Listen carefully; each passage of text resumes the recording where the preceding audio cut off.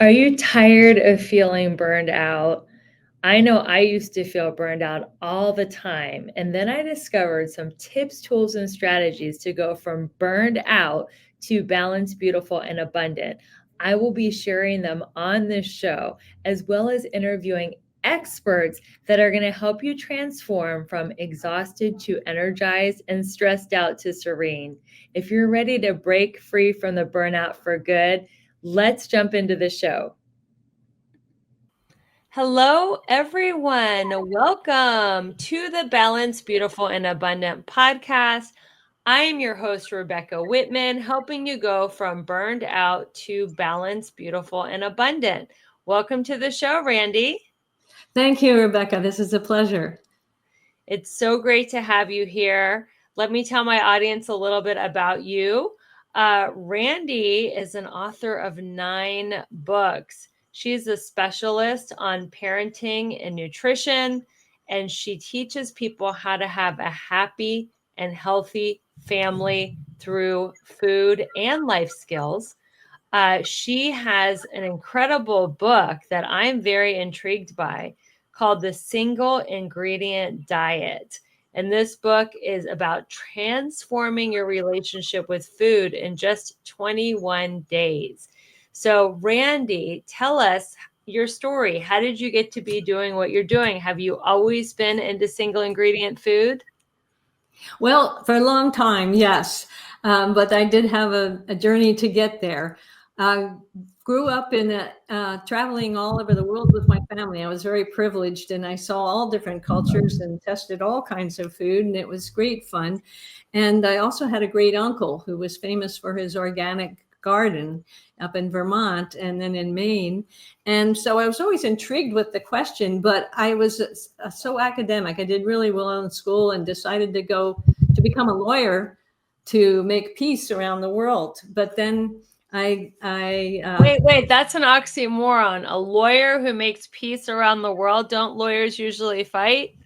Well, I wasn't interested in the antagonistic side of it. And that's one of the reasons I left the profession, because it was a very adversarial environment. And I just wanted to help people get along, because I knew that people were very similar, had the same desires all around the world. And how do I keep them healthy and happy? And so I decided to educate myself.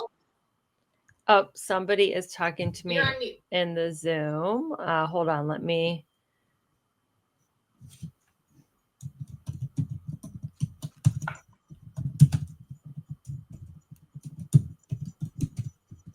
Okay. Let me and talk on stream. Oh, okay. So you're on somebody right now. Gotcha. Okay. So sorry for that interruption. So what were you saying about, you were saying, that being a lawyer was litigious, so you got out of it. And then what were you saying? Yes, I had educated myself on nutrition just so that I could know what to cook for me and my new husband. But I had so much fun telling my legal colleagues about how to eat to stay slim and to stay clear in their heads for their next case and all of that, that I finally decided to write a book on nutrition. And then I had my own kids, and people asked why our kids were calm and slept well. And I said, well, we feed them well, first of all. And so I started teaching parenting, but always a lifestyle element. And my first book was actually on parenting, but a strong lifestyle and nutrition element. And so I became certified in nutrition, and I've been teaching it ever since. And what I learned was that the body's being distorted by the processed foods.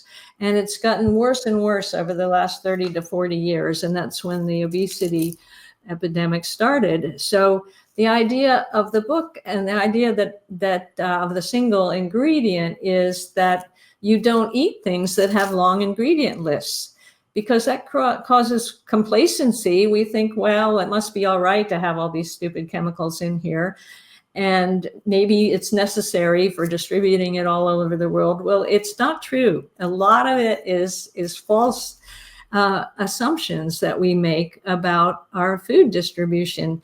And we can just eat real foods that have one ingredient, like an apple or a fillet of fish or 100% whole wheat pasta.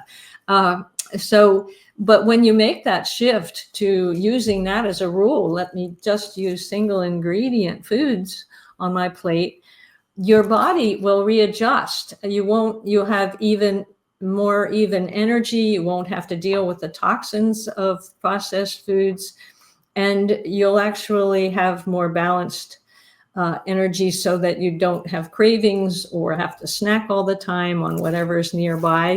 We have 24/7 availability of food products, but it's not necessarily real food.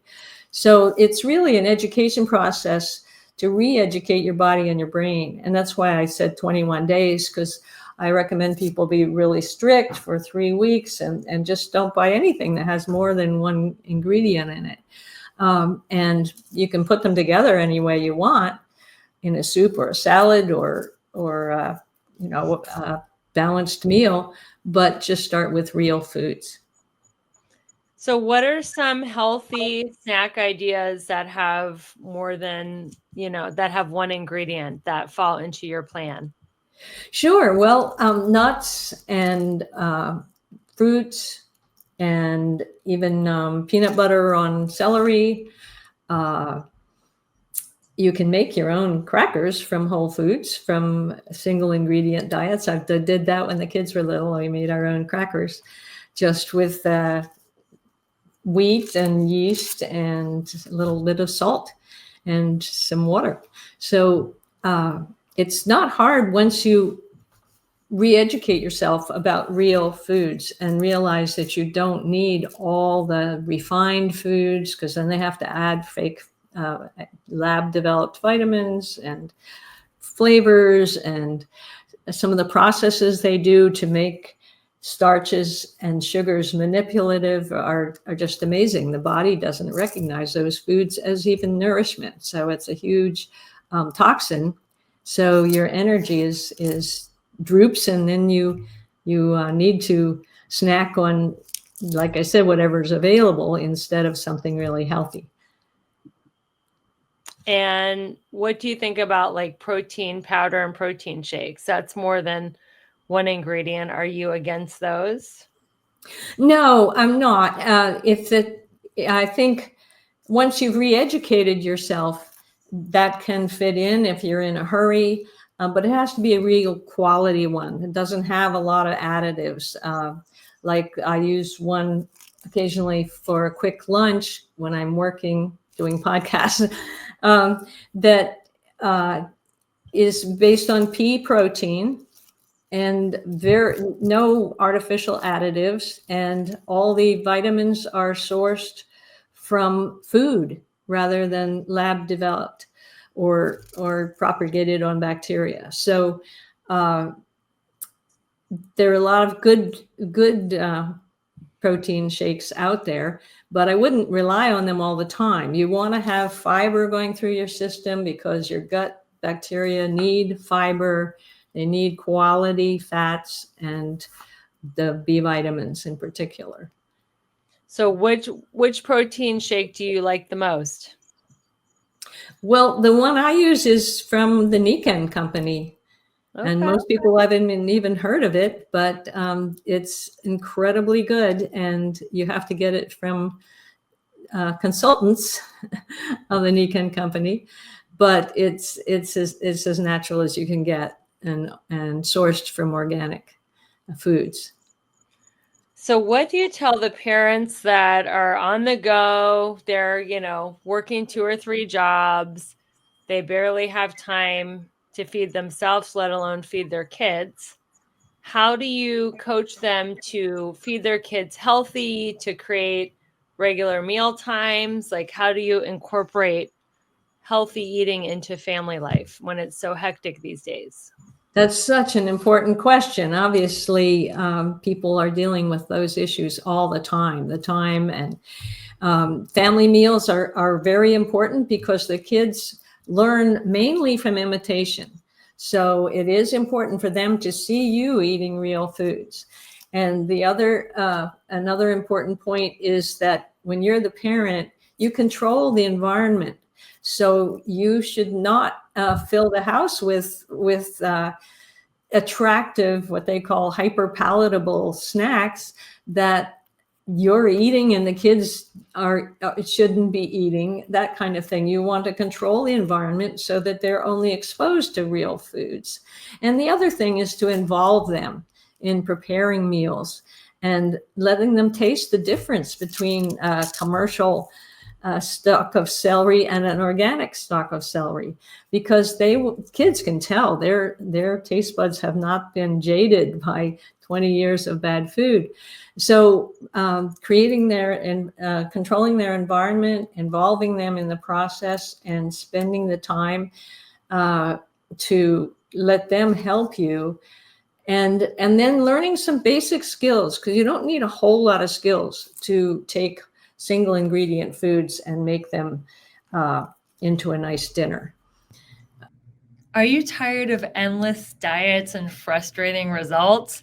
I know I was, and I didn't want to count calories, count macros, and I definitely didn't want to jab myself in the stomach with a needle to get the benefits of GLP-1.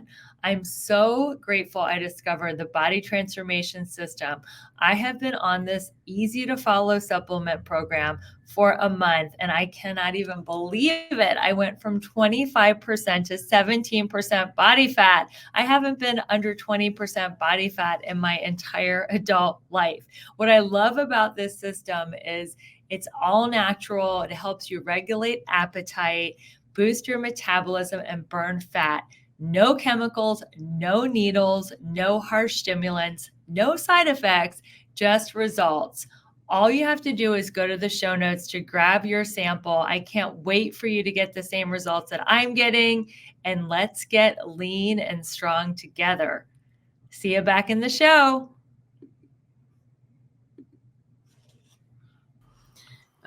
You can do it in 30 to 45 minutes if you just have a few basic skills of how to saute something in coconut oil or butter, how to just put some greens in some water for just till it's bright green and pull it out.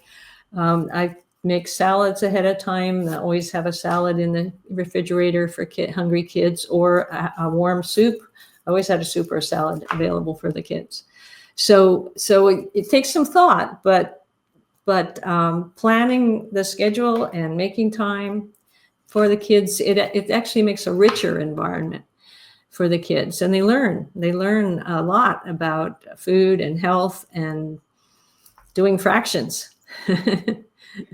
And what do you say about the families that are on their cell phones, all four of them, the parents and the kids, or just the kids during meals? What do you say about that, and how does that, disrupt the digestive system and the sacred time around the table? Yeah, you're absolutely right. That's when I tell people, you're the parent and you are allowed to control the environment in your home, and you need to make clear to the kids that there's going to be some no screen time so that you can be a family community and be present for each other. And the earlier you start that, the better. If they're already in bad habits, you might have to sit down and have a family meeting and saying, look, we all get irritable at night and we need to change some things here. Let's eat better. Let's spend more time together. Then how do you tell the kids, when the kids are at school, there's nothing you can do if they're around soda and fast food? I guess you just have to educate them and then trust them to make their own decisions. Yes. School is a place where they get acclimatized to the consumer world. So you have to be a strong example of an alternative, really, of just saying, this is the way we do it because we think it's the best thing for you. We're staying healthy because we're eating right, and you need to limit the temptations that are all around with the sodas and the candies and all the things they have in schools, because the kids are a big audience. for consumerism, and the food processors know it. And it's worth explaining to the kids that are old enough to understand how they are a target and they don't have to succumb. In fact, they will be less healthy and less strong and maybe lose the shape they want if they succumb to these temptations. Speaking of the shape, Randy, what is happening? Why are the children of America and, some Western European countries so obese? When I grew up in the 70s, we had all the sugar. We had Fruity Pebbles and Cocoa Puffs and Twizzlers, and we had fast food all the time. And we weren't as obese as this generation is now. So what's happening with that? Mainly the ultra processed foods. They're chemically designed to be irresistible, and it's a little known fact, but the tobacco companies had perfected manipulating flavors when they had different flavored cigarettes. And it was in the 80s they started buying into the biggest food processing companies. The New York Times did a huge revelation on this a couple of years ago, and so they said, well, let's just do this with the food, because we can get people addicted to the fast food, to the highly processed foods. And they made billions, literally, but people got sicker and sicker and fatter. But that's when it happened. It was in the mid 80s to the mid 90s.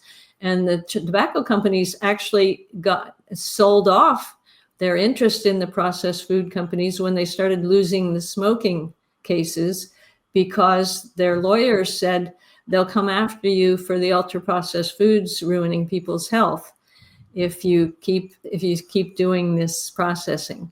So the people that were already in food took a note out of the tobacco company's book and kept adding these hyper palatable tastes and chemicals, and they're making fake milk, fake pasta, fake muffins, fake meat, the oils, the refined oils in everything. There's sugar in everything that has these long ingredient lists. So they know what they're doing. There's lots of profit in industrialized food, but our bodies are not made for that. What are your thoughts on caffeine? I know it feels like everybody's obsessed with caffeine, Starbucks and latte this and Frappuccino and all the things caffeine. What are your thoughts on coffee and tea? Well, I'm going to quote my husband. He says that it's dessert for breakfast.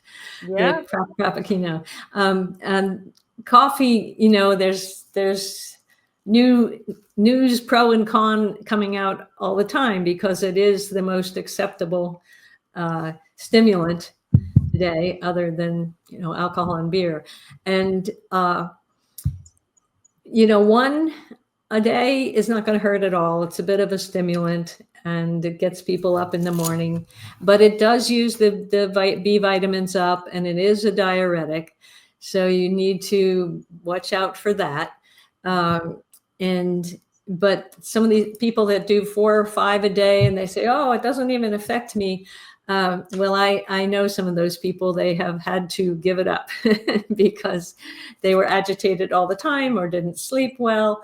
And it depends on the body type too, whether you can handle caffeine at all.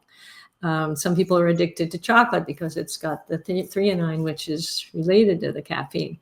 So you need to be careful how you handle the more stimulating things. And what they do to coffee, you are refining the coffee bean to just get that one element. So it can be overdone. At least it's single ingredient though, right? If it's pure coffee, it's not Exactly adding all the sugars and powders and different kinds of stuff to it. Exactly. Yes. You don't want to put all those things in there. And there's plenty of chemicals, as well as all the flavors and sugars and oil. There's oil in there too, to make all the fake ingredients stay emulsified in the drink. So it's amazing what they put in that stuff that they're adding, especially the fake milk and the flavorings. And what is your favorite sweetener for coffee or tea? Is it honey? Well, I don't drink coffee or tea, but for sweeteners, I'd say maple syrup is the one I use mostly if I'm baking something. Why don't you drink coffee or tea? My body type, I just don't like warm, wet things. So you can do cold first thing in the morning? Sure. I wake up so cold and I'm like, I know it would be so good for me to have a smoothie because of all the protein and the ingredients. But I'm like, I just crave something warm because when I wake up, I'm very cold. Well, a little tea, there's nothing wrong with tea, and a green tea particularly, and warm oatmeal is great first thing in the morning. That's wonderful for everything, for kids, for older people, for anybody. Oats are the most balanced grain of all because they don't have a whole lot of, they have a lot of fiber and not as much starch as most grains, very high quality fat and good protein. So you add a few raisins and it's sweetened. Yeah. What do you like to put in your oats?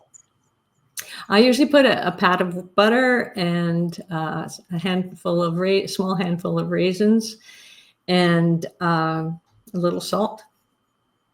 There you go. Well, everybody is going to want to stay in touch with you, Randy. Where can people find you? Well, my website is randyrolfe.com, RANDYROLFE, and I have a free training about the single ingredient diet at the website singleingredientdiet.com.